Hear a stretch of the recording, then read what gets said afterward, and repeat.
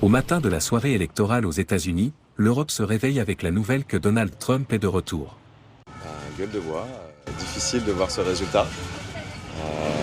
Ça va nous impacter pendant les 4 prochaines années.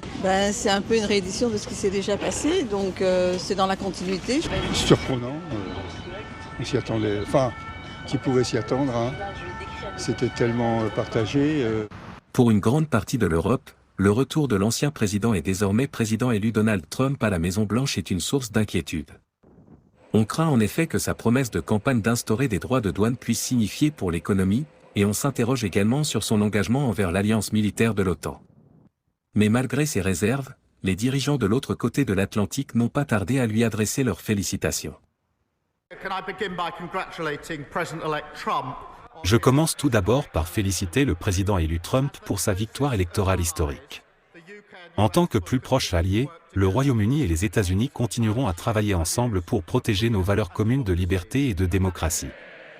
Et ayant dîné avec le président élu Trump il y a seulement quelques semaines, je me réjouis de travailler avec lui dans les prochaines années. Beaucoup de choses seront certainement différentes sous un gouvernement dirigé par Donald Trump. Donald Trump l'a toujours exprimé de manière claire publiquement. Notre message est clair, l'Allemagne restera un partenaire transatlantique fiable. Je constate une victoire éclatante, peut-être le plus grand retour de l'histoire de la politique occidentale.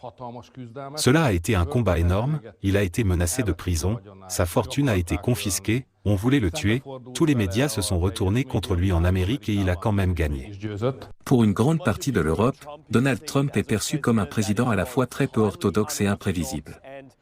Sa victoire a déclenché une série de discussions aujourd'hui entre les capitales de l'UE, alors que les dirigeants ici se préparent et appréhendent ce qui pourrait bien être un parcours mouvementé pour les relations transatlantiques.